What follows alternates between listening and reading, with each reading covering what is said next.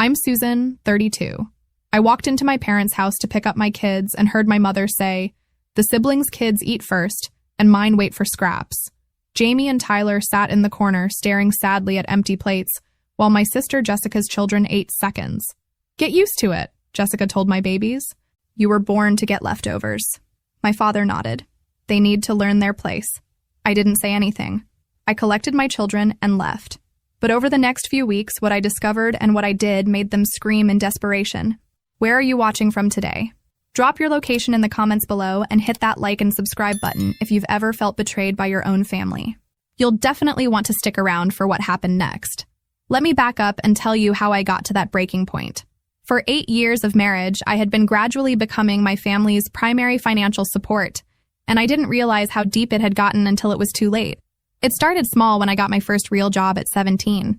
Mom asked me to contribute to household expenses, which seemed reasonable. $20 here, $50 there. But as my income grew through college and into my career, so did their requests. What I didn't understand then was that I was being carefully groomed as their financial solution. When I married Marcus and we both had good jobs, the requests escalated strategically. They always came with just enough guilt and just enough genuine need to make saying no impossible.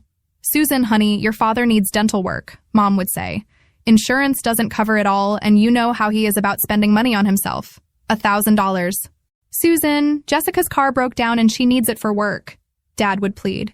"She's already struggling as a single mom. $2,000 for repairs." "Susan, we need help with the roof before winter," they'd explain together, producing contractor estimates and worried expressions. "We hate to ask, but we don't have options. $5,000. I paid it all. Every single request. Because I loved them and because helping family felt right. What I didn't track was how the amounts kept growing, how my successful career made me an increasingly attractive target for larger emergencies. The pattern was insidious. When Marcus and I needed help moving, they were all busy with prior commitments. When I had surgery and needed someone to watch the kids, Jessica couldn't get time off work. When we asked them to babysit for our anniversary, suddenly everyone had scheduling conflicts. But when they needed money, I was the first person they called. And I always said yes. Marcus tried gently pointing out the imbalance. "Babe, when's the last time they offered to help us with anything?" But I defended them. Family dynamics are complicated, I'd say. They show love differently. They're just not demonstrative people. What I couldn't see was the bigger picture that Marcus was slowly piecing together. The subtle comments about mixed-race children. The way conversations grew awkward when he entered rooms. The questions about whether our kids would fit in socially.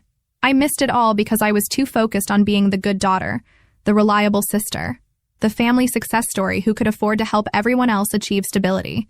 The day everything started unraveling began normally enough. I had a client meeting that ran late, so I called Mom to ask if she could keep Jamie and Tyler until evening. She agreed, which should have been my first warning sign. Mom rarely volunteered for extra time with my children, though she'd never admit that openly. When I pulled into their driveway at 6:30, I could hear children's voices from inside, but something felt different. The sound was segregated. Some voices from the dining room, others from what sounded like the kitchen area. I used my key and opened the door to find Jessica's twins, Madison and Connor, seated properly at the dining table with full plates and tall glasses of milk. My children sat cross-legged on the kitchen floor near the doorway, sharing what looked like peanut butter sandwiches and watching their cousins eat what smelled like homemade spaghetti. "Oh, good, you're here," Mom said, Mamo, barely glancing up from clearing Madison's empty plate. "We were just finishing dinner." I took in the scene slowly.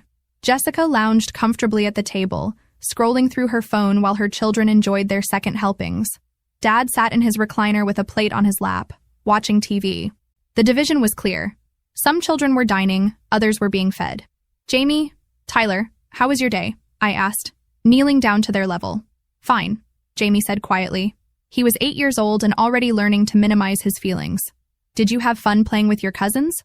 Tyler, who was 6 and hadn't yet mastered social diplomacy, shook his head. They were busy with different stuff. I looked around the room again, noticing details I'd somehow missed in previous visits. The way my children instinctively positioned themselves apart from the main family activity. The way Jessica's kids seemed comfortable treating the house as their domain while mine acted like cautious guests. "What did everyone have for dinner?" I asked, already suspecting the answer. "Mom made spaghetti," Madison announced proudly. "It was really good," Connor added. "And what did you boys have?" Sandwiches, Tyler said matter-of-factly. Grandma said there wasn't enough spaghetti for everyone. I looked at the kitchen counter, where a large pot still sat with what appeared to be substantial leftovers, enough spaghetti to feed several more people. Actually, I said, standing up, why don't we make you guys some real dinner before we head home? Oh, Susan, they're fine, Mom said quickly. Children don't need much. They said they weren't that hungry anyway. But I knew my children. Tyler was always hungry, and Jamie never turned down his grandmother's cooking unless something was wrong.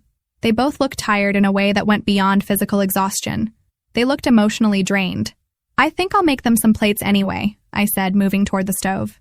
There's really no need to dirty more dishes, Jessica said without looking up from her phone. They ate. Kids don't need full meals every time they're here. Kids, not your children, or Jamie and Tyler. Just generic kids who apparently deserved less consideration than her own children. I heated up generous portions of spaghetti and watched my children's faces light up in a way that confirmed they'd been genuinely hungry. Not just snack hungry, but truly needing a proper meal. While they ate, I tried to piece together what had really happened during their day with their grandparents. So what did everyone do today? I asked casually. We watched TV mostly, Jamie said between bites. Any games? Any playing outside? The cousins exchanged glances before Madison answered. We played video games upstairs. That sounds fun. Did Jamie and Tyler play too? Silence. The kind of silence that speaks volumes. The upstairs games are for older kids, Connor finally said, though he was only a year older than Jamie. I see. And what about outside? It's such a beautiful day. We played in the backyard for a while, Jessica said, still focused on her phone. But you know how it is with mixed groups. Different interests, different comfort levels. Different comfort levels. The phrase hung in the air with implications I was just beginning to understand. Comfort levels? I asked. Oh, you know, Mom interjected quickly. Different ages, different personalities. Some children are more social, others are quieter. But Tyler was one of the most social children I'd ever met, and Jamie was only quiet when he felt unwelcome somewhere. Well, I said, I'm sure they'll have more fun next time once everyone gets to know each other better. Another awkward silence. Actually, Jessica said, setting her phone down, we might be pretty busy over the next few weekends. Summer activities, you know. Summer activities that apparently didn't include my children. Like what? Pool parties, neighborhood barbecues. Lots of social events. That sounds great. The boys love swimming and barbecues. Dad cleared his throat. Well, some of these events are specific to certain social circles. Long-standing neighborhood traditions. Traditions that my children weren't welcome at, apparently. I see. I was beginning to see quite clearly. And these traditions don't typically include families that might not fit the traditional demographic, Mom finished delicately. There it was, wrapped in polite language, but unmistakable in meaning. My children weren't welcome at neighborhood events because they were visibly mixed race, and my family was going along with that exclusion rather than fighting for their grandchildren's inclusion. How long has this been going on? I asked quietly. What do you mean? Jessica asked, but her guilty expression gave away that she knew exactly what I meant. How long have you been making decisions about what my children can and cannot participate in based on how they look? Susan, you're misunderstanding, Dad said. We're just trying to navigate social situations realistically. Realistically. As if accepting discrimination against 8- and 6-year-old children was the reasonable approach. Have you ever experienced family members treating your children differently because of their race? How did you handle discovering that the people you trusted were part of the problem? Drop a comment below because what I discovered next was even worse. I was processing this revelation when Tyler tugged on my sleeve. Mommy, can we go home now? The quiet resignation in his voice broke my heart. My 6-year-old shouldn't sound like he expected disappointment. Neither of my children should act like they were imposing on their own grandparents. Yes. Sweetheart, we're leaving soon, I said, helping him finish his spaghetti. Susan, don't make this bigger than it is, Mom said.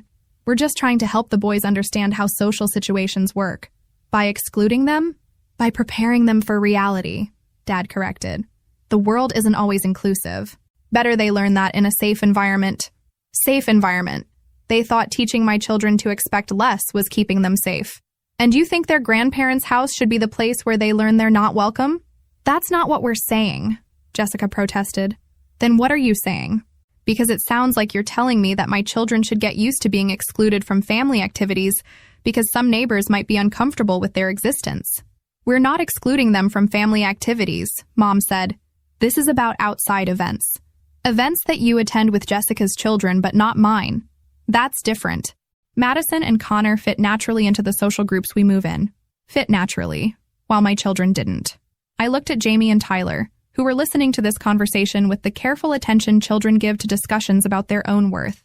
They were learning, in real time, that their own family considered them a social liability. "Come on, boys, get your backpacks." "Susan, don't leave angry," Mom pleaded. "We can discuss this." "Discuss what?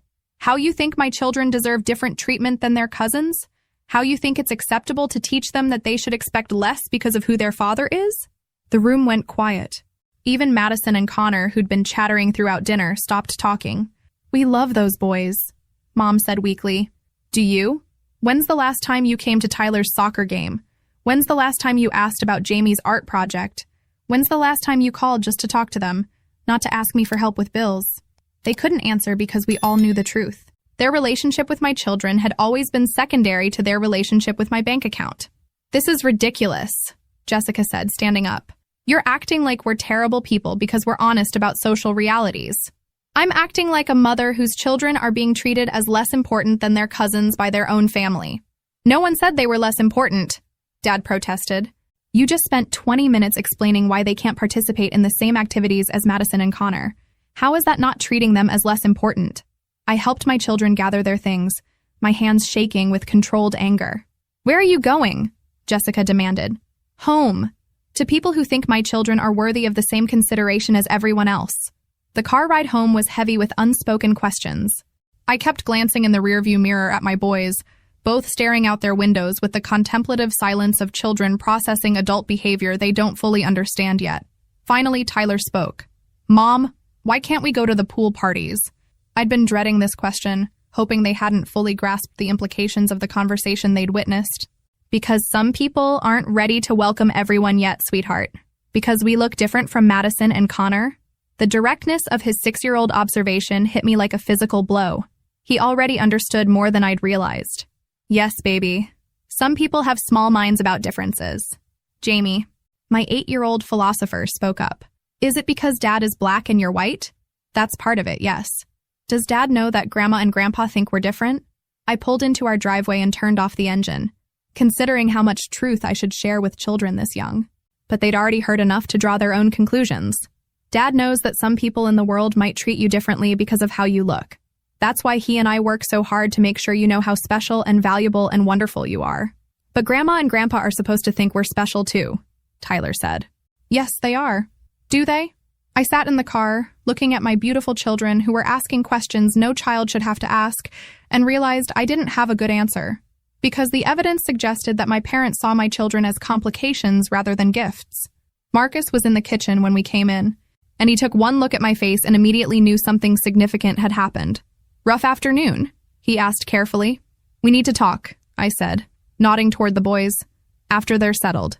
But Jamie, with the devastating honesty of childhood, walked straight to his father and said, "Dad, Grandpa says we can't go to neighborhood parties because people aren't comfortable with mixed kids."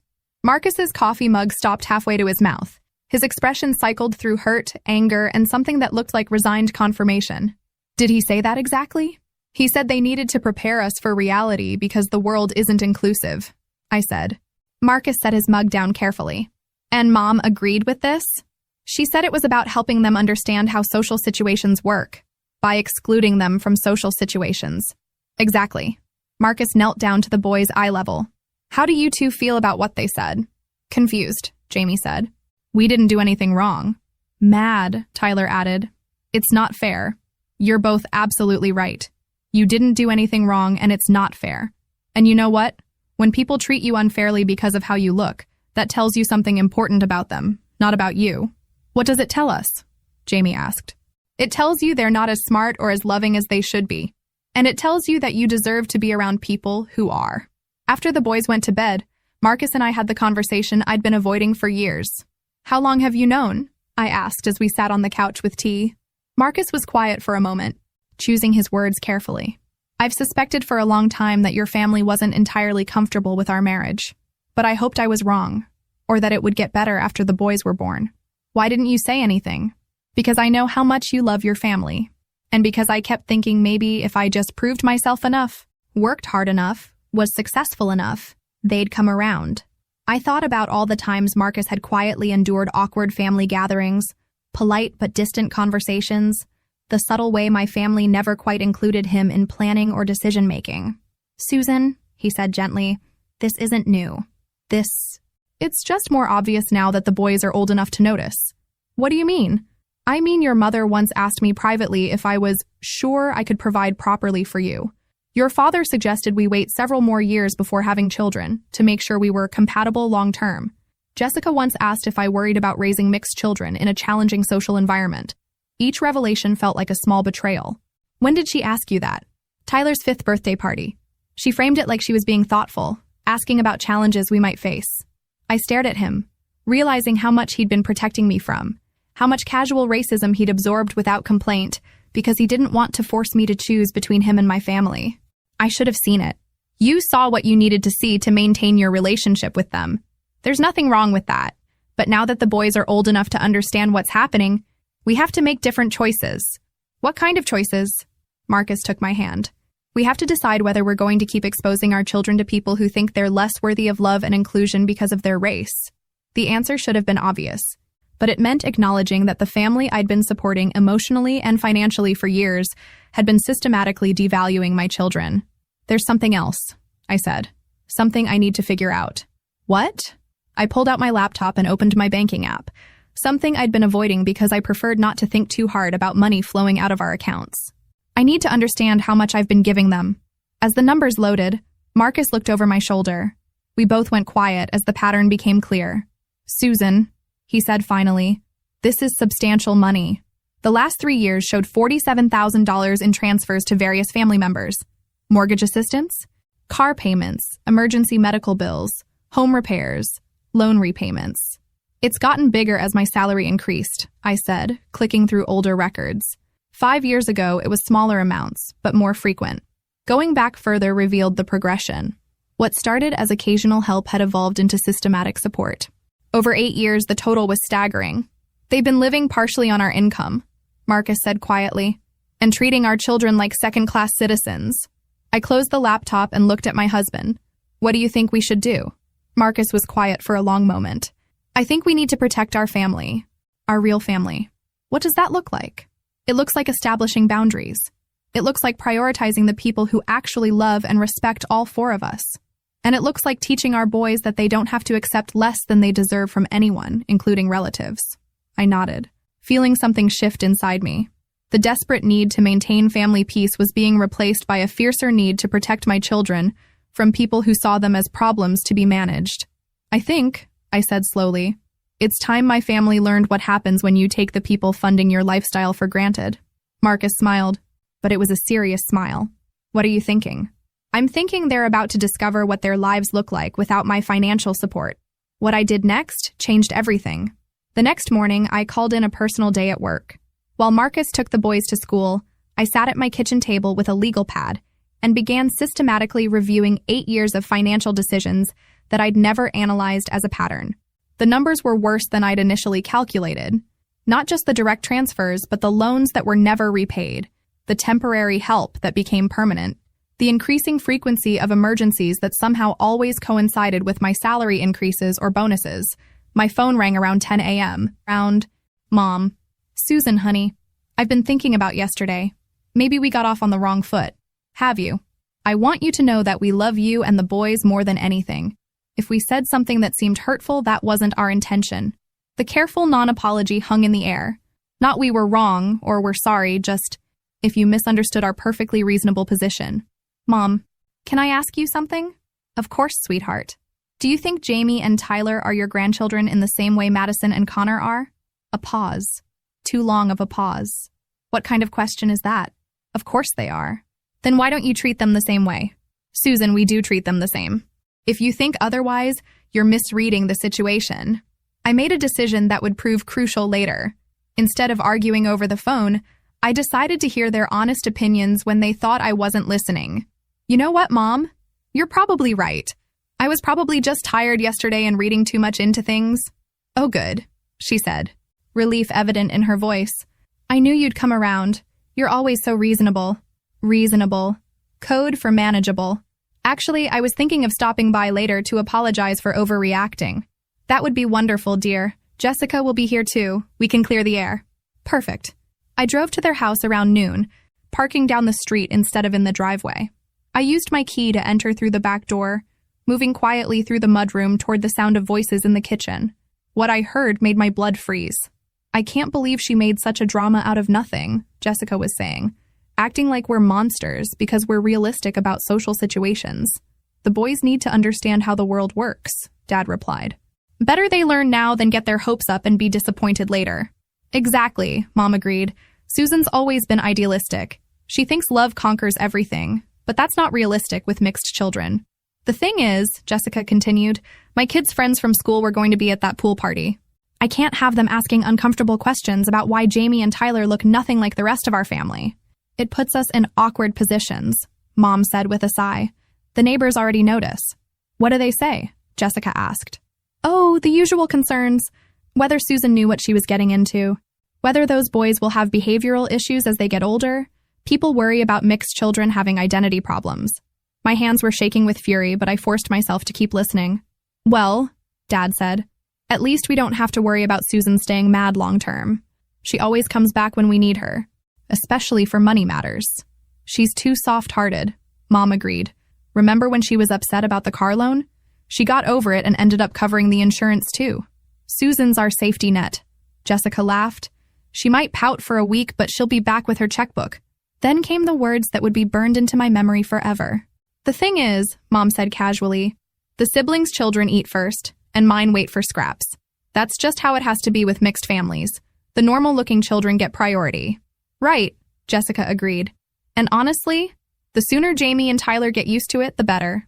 They were born to get leftovers socially. Within the family. Everywhere.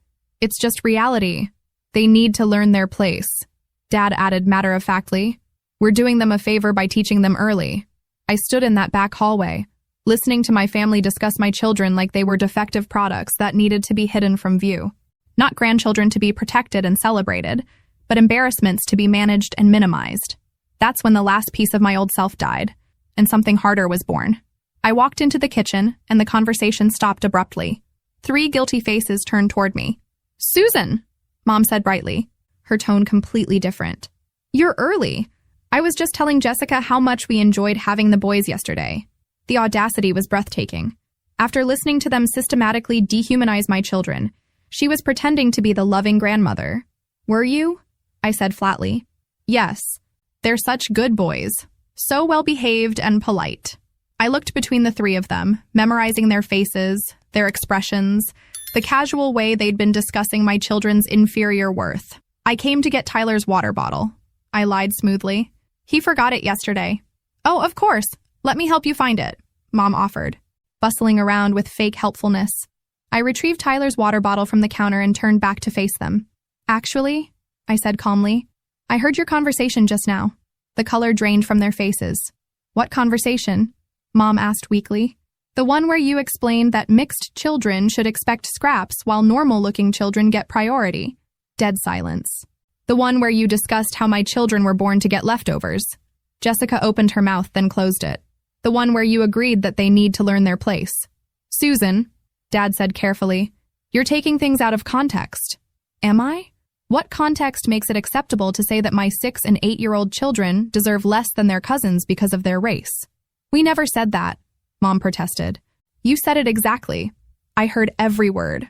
I looked at each of them in turn. But what really struck me was the part about me being your safety net. Your reliable ATM who always comes back with her checkbook. That's not, Jessica began. Isn't it? How much money have I given this family over the past 8 years?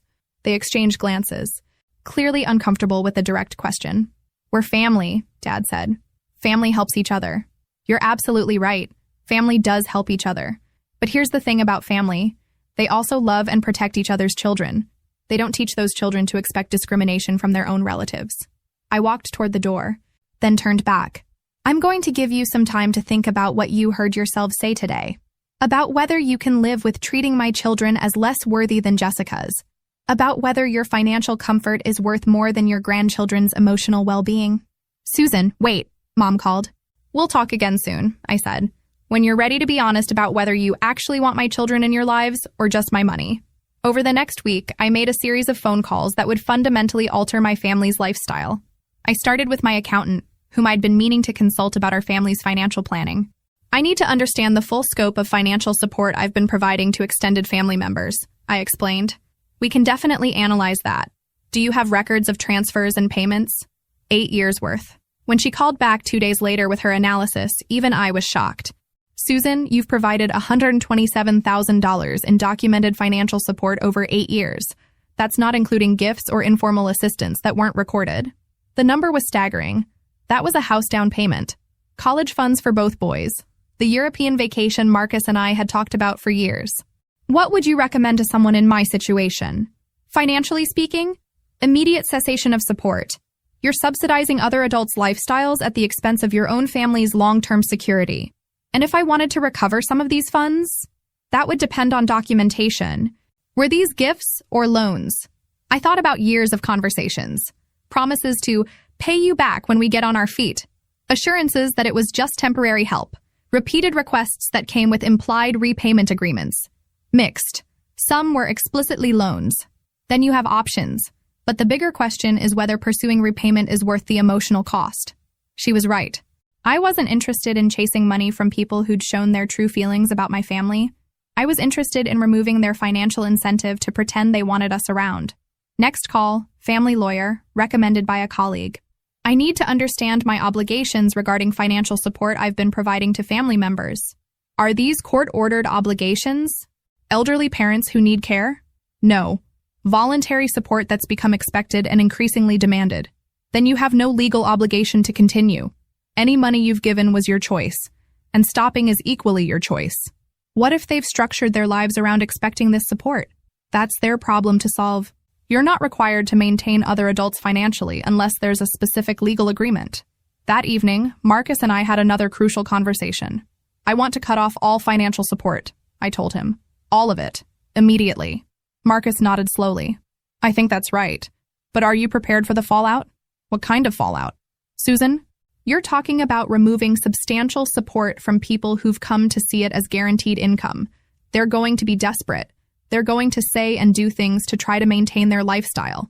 He was right, but I was past caring about their comfort. Let me ask you something, I said. If strangers treated our children the way my family treats them, what would you want me to do? Cut contact immediately. Then why should relatives get different treatment? They shouldn't. The next morning, I began the systematic dismantling of my family's financial safety net. First, I called the mortgage company where I was listed as a co-borrower on my parents' loan. I need to understand my options for removing myself from this mortgage. You'd need the other borrowers to qualify for refinancing without your income, or the loan would need to be paid off. And if they can't qualify on their own, then they'd typically need to sell to pay off the remaining balance, or find another qualified co-borrower. How long does the refinancing process typically take? 60 to 90 days depending on their financial situation and credit. Perfect. That gave them time to understand the reality of their situation without my support. Next, I canceled all automatic transfers from my accounts to theirs. The mortgage assistance, emergency fund contributions, insurance payments, all of it stopped. I called Jessica's auto lender where I was a co-signer. I want to ensure that no refinancing or additional credit can be extended without my explicit written consent. We can add that notation to your account. By afternoon, I'd systematically removed myself from their financial ecosystem while giving them enough time to understand what was happening and make alternative arrangements. Then I waited. The first call came that evening. Dad. Susan, sweetheart, there seems to be some kind of banking error. Our mortgage assistance didn't transfer this month. There's no error. Dad. What do you mean? I mean, I canceled the automatic transfer. Silence. Then, can you elaborate on why you'd do that? Because I'm no longer comfortable subsidizing people who think my children deserve less than their cousins. Susan, if this is about that conversation you think you heard, Dad? I heard exactly what I heard. Mom said mixed children should expect scraps while normal-looking children get priority. You agreed that my boys need to learn their place. More silence. We can discuss this, he said finally. Work something out. What's to discuss? Either you think my children are worthy of the same love and respect as Jessica's, or you don't. Of course we do. Then prove it. Start treating them that way. Stop making excuses for excluding them from family activities. Stop teaching them to expect less from life because of their race. Susan, you're being unreasonable. I'm being a mother. The mortgage help stops. The emergency fund stops. All of it stops until you figure out how to be proper grandparents to all your grandchildren. I ended the call before he could argue further. 20 minutes later, Jessica called. Susan, what the hell is going on? Dad called me panicking about the mortgage. I canceled my financial support. You can't do that. They depend on that money. Then they shouldn't have spent an hour discussing how my children are social liabilities who need to learn their place. That's not what we said. It's exactly what you said. I heard every word. Jessica's voice turned pleading. Look, maybe we could have phrased things better. But you can't destroy Mom and Dad's financial security over a misunderstanding. I'm not destroying anything.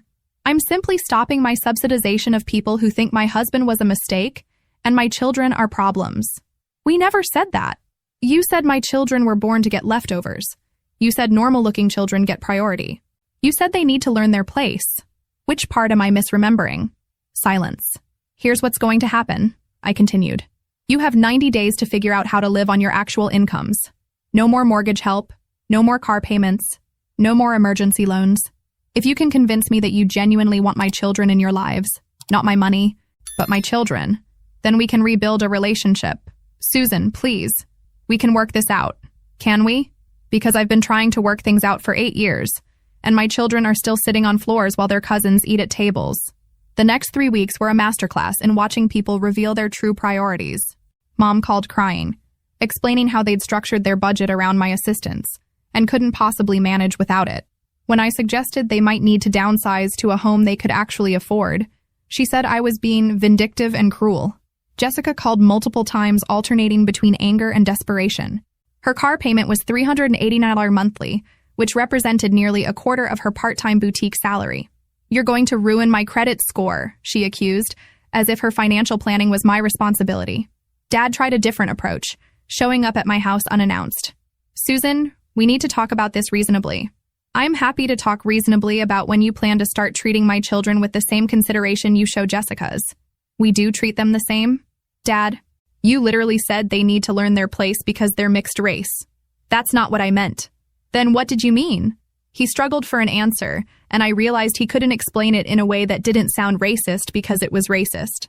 Look, he said finally, maybe we've been insensitive, but destroying our financial stability isn't the answer. I'm not destroying anything. I'm stopping my participation in funding people who don't respect my family. We do respect your family. Show me. Invite Jamie and Tyler to everything you invite Madison and Connor to. Stop making excuses about social situations. Treat them like the grandchildren they are instead of problems to be managed. And if we do that, the financial support comes back. The fact that his first concern was money told me everything I needed to know about his priorities. Dad, if you genuinely change how you treat my children, if you start acting like a grandfather who loves and values them, then we can talk about rebuilding our relationship. But the days of me paying people to tolerate my family are over. By week 4, the desperation was setting in. My parents had put their house on the market. Jessica had started working additional hours and was looking for a second job. The comfortable lifestyle I'd been unknowingly subsidizing was crumbling. That's when they decided to try a different strategy. Mom called with a proposal. Susan, we've been thinking. What if we set up regular family dinners where everyone is treated equally? What would that look like? Well, every Sunday, all the grandchildren come over. Same activities for everyone. Same dinner for everyone. It sounded promising until she continued. And maybe, while we're rebuilding trust, you could at least help with essential expenses. Just the mortgage, so we don't lose the house. There it was. The performance of change in exchange for continued financial support. Mom, here's what I've learned. When someone shows you who they are, believe them. You showed me that you think my children deserve less than their cousins. Everything that's happened since then has been you trying to minimize that reality so you can keep my money. That's not true, isn't it? You're not calling because you miss Jamie and Tyler. You're calling because you miss my financial contributions. We miss all of you. Then prove it. Spend time with my children without asking for money. Show genuine interest in their lives without trying to negotiate financial support. Act like grandparents who love them, not people who tolerate them for profit. 6 months later, I was loading the dishwasher after Sunday dinner when Marcus showed me a text he'd received. Your dad wants to meet for coffee, he said. Just the two of them. Says he wants to apologize properly. This was new. In 8 years of marriage, my father had never initiated one-on-one time with Marcus. What do you think? I asked. I think it's worth hearing what he has to say. 2 days later, Marcus came home from that coffee meeting with a complicated expression. How did it go? He apologized. Actually apologized, not just expressed regret that I was offended. For what specifically? For treating me like an outsider. For making assumptions about our children. For participating in conversations about whether they belonged in family activities. I studied Marcus's face. Do you believe him? I think he's scared.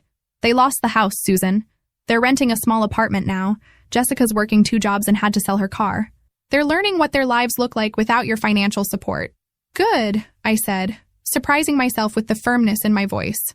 But I also think he's genuinely reflecting on some things. He asked about Jamie's art projects. He wanted to know about Tyler's soccer season. He seemed different. That evening, Mom called. Susan, I know you probably don't want to hear from me, but I wanted you to know that we're in family counseling.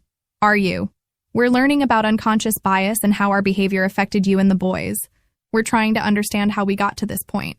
I waited, curious whether this would lead to another request for financial assistance. I don't expect you to forgive us immediately, she continued, but I wanted you to know that we're working on becoming the kind of grandparents Jamie and Tyler deserve. What does that look like? It looks like admitting that we were wrong.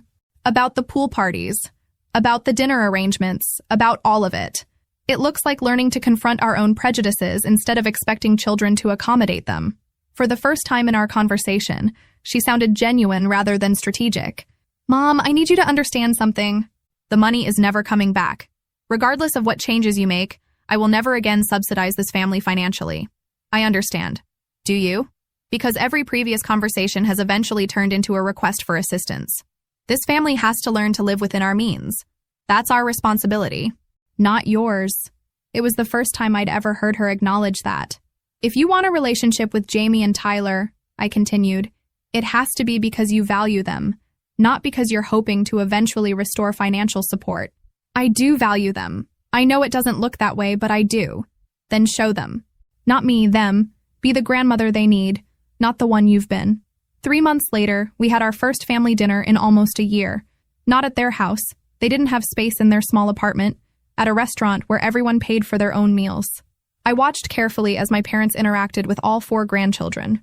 They asked Jamie about his latest art project and actually listened to his explanation. They cheered when Tyler described his soccer team's winning streak. They included both boys equally in conversations and activities. It wasn't perfect. Years of learned behavior don't disappear overnight, but it was different. Better. After dinner, as we walked to our cars, Mom pulled me aside. Susan, I want you to know that losing your financial support was the best thing that could have happened to us. How do you figure? Because it forced us to examine why we were willing to risk losing you and the boys. It made us realize that we'd been prioritizing comfort over family, money over love. I looked at her, searching for signs of manipulation or calculation. Instead, I saw something I hadn't expected. Genuine remorse. The boys still ask why they don't see you more often, I said. Maybe we could change that. Not big family events, just small visits. Getting to know them as individuals. Maybe, I said. As I drove home that night with my family, Tyler asked the question I'd been dreading and hoping for in equal measure. Mom, are Grandma and Grandpa different now? What do you think, sweetheart? I think they're trying to be different. Grandpa asked me about my science project and actually listened when I explained it. And how does that make you feel? Good. Like maybe they want to know us, not just see us. From the rearview mirror, I saw Jamie nod in agreement. Marcus reached over and took my hand. Any regrets about how you handled it? I thought about the house my parents lost, the financial stress my decisions had caused, the year of estrangement we'd all endured. Then I thought about my children, who were learning that they didn't have to accept less than they deserved from anyone, including family members who claimed to love them. None, I said. Not a single one. If this story resonated with you, make sure to like and subscribe for more stories about protecting your family and setting boundaries with people who don't respect your worth. Sometimes the most loving thing you can do is refuse to enable behavior that hurts the people you care about most. Remember, you teach people how to treat you and your family. Never accept less than full respect and inclusion for your children.